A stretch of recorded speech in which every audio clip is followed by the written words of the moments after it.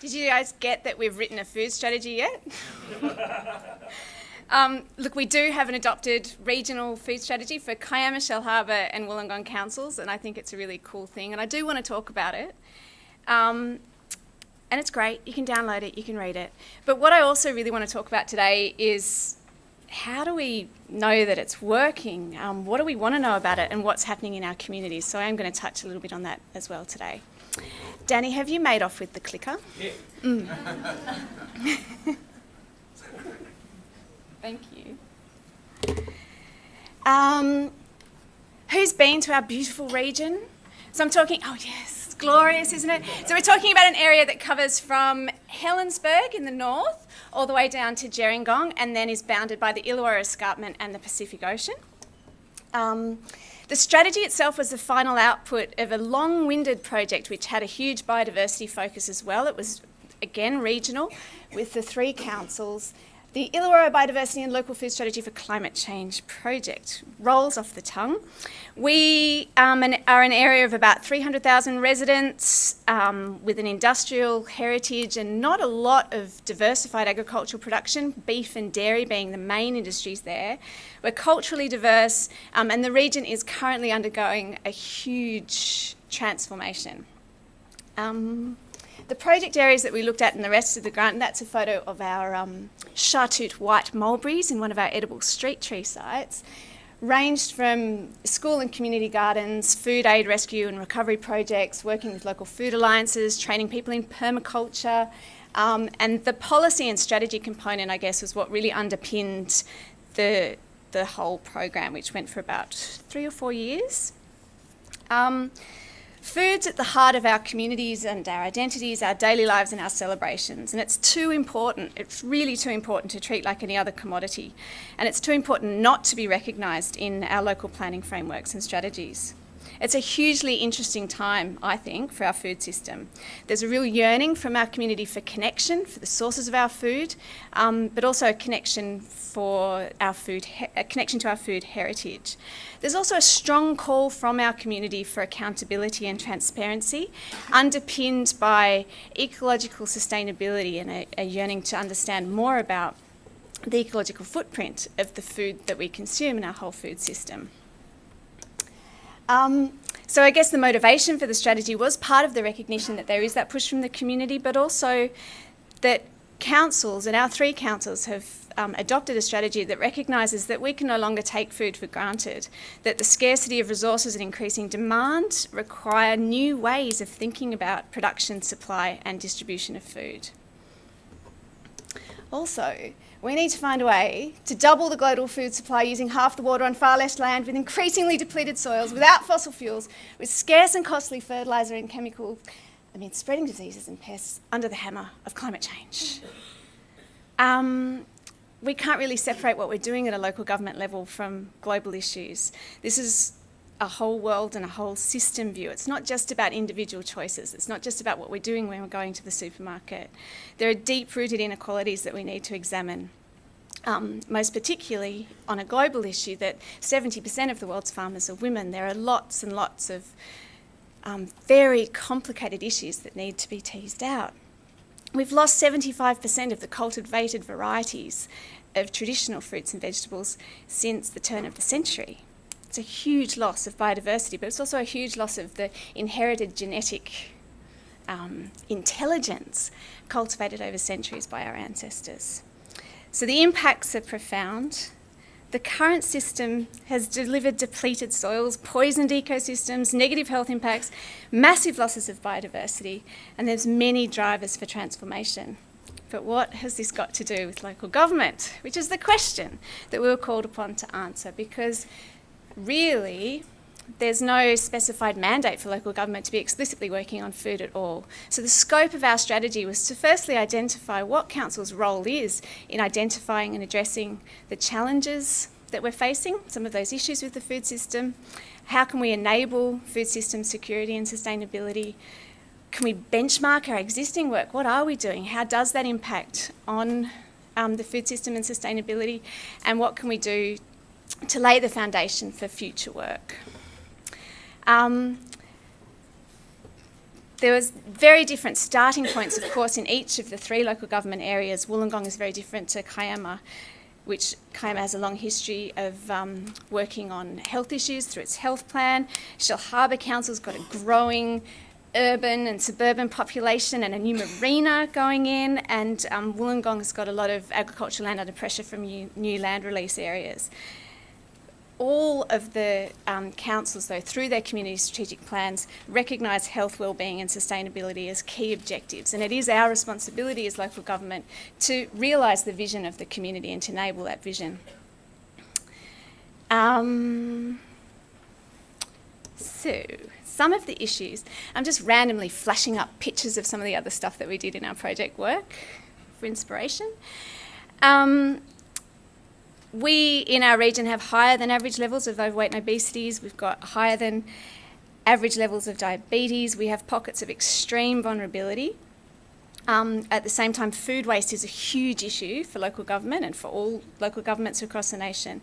The majority of our individual residents' ecological footprint is related to their food consumption. Around 50% of residential waste is food waste. But at the same time, there are signs of huge community interest and motivation and transformation. It is distressing, I have to mention this, it is distressing to hear that amidst this passion for growing food in your own backyard and accessing food that's more ethically grown and people wanting to grow food together and raise chooks, that there is some industry resistance to those very fundamental, the right that we have to feed ourselves and look after ourselves. But you know what, even that response, I think, is a positive indication that things are changing, that the food system's starting to change. So with our strategy, we set out to create a vision and framework to guide action and decision making across a range of areas where local government has the most influence and control. Obviously, we don't have influence over the entire global food system, but that understanding does underpin this framework. The action plan has 113 actions ranging from policy changes to asset mapping, project delivery to tweaking regional frameworks, transport planning and waste management. Councils are incredibly diverse and complex businesses. We're asset rich, we're capital depleted, we're often highly political and prone to sometimes onerous bureaucratic processes.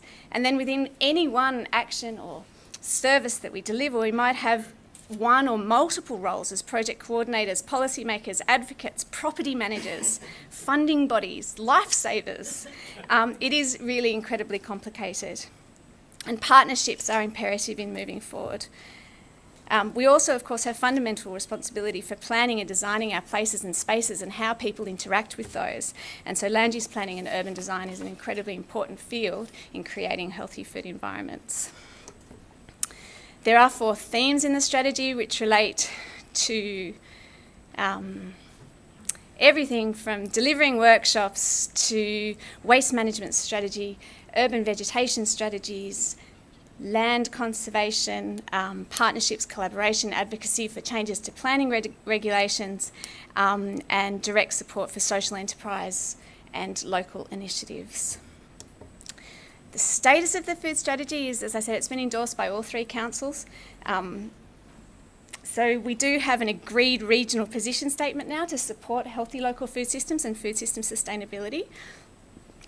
But while we're doing all this, people are busy digging up their nature strips and breeding heritage chickens and pickling and preserving and teaching each other skills. And I guess that in some ways there's been a real shift in the last... I've been working on these issues for a long time, and I've sensed a real shift in the last 5 or 6 years or so. We're no longer on the loony fringe talking about, sustainable food systems. It's now front and centre and in the middle of where I think it should be, at the heart of our lives, and looking at approaches to not only, transformation of health, but transformation of economies and transformation of the way that we manage our ecological resources. So in some ways the strategy is a signifier of intent. The councils are going to prioritise and recognise food as critical to community health and well-being, but at the same time try not to be an obstacle to all of these wonderful things that are happening. It is linked in with our community strategic plan. We do have a commitment to ongoing regional collaboration and progressing priority actions over time. We've gained a much better understanding of Council's role in these issues and how we can impact and influence them. Gaps. 3 gaps. I mean, this is just, yeah. If you want another couple, there's afternoon tea, there's morning tea.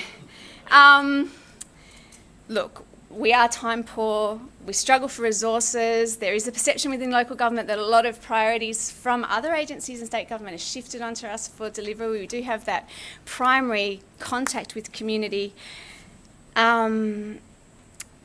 but probably one of the biggest challenges we face is the complexity of our business and our operations, and being able to actually gear up our regulatory frameworks or our planning frameworks or even our service delivery to respond. Some of the opportunities, I think, are that our strength really, local government's really quite good at delivering education for sustainability, so we may not be able to teach people how to read front of pack labelling or decipher those things, but we're actually quite good on bringing people together to share skills, to learn from each other. We're quite good at helping people to recognise and analyse the fundamental influences that shape their lives and economies. And I think there's enormous transformative power in being able to do something, particularly as fundamental as being able to feed yourself. And so there's some dignity there, the skills to be able to choose seasonal, healthy, fresh produce and prepare a meal, and to celebrate real food cooked from scratch. And we really can provide the opportunity to do that. There's a lot of simple things we can do in our existing policies and processes, from supporting local enterprise to shortening supply chains and delivery to looking at our procurement system, and removing the obstacles that exist, many obstacles, to growing food on public land. Now, I'm not normally the kind of person who would quote British fantasy trilogists, and I'm sure that this has been said before more eloquently over time, but the story of food is the story of us, of our cultures and our heritage, and our relationships throughout human history. It's the story of our communities, and the story of food's not a brand, it's not a product line, it's not the story of the cartoon character with movie tie-in on the yogurt marketed to your kid as some part of a multi-platform marketing strategy. The story of food is passed down from our hands and our heart through our communities and our experiences across cultures and over time. And I think this is a key opportunity of local government. And something like a food strategy is we're connected to community, and we need to keep our food stories and traditions alive. They're precious. We lost the plot there for a generation or two, but there's never been a better opportunity or a greater sense of momentum or a greater imperative to reconnect with ourselves and the environment and each other through food.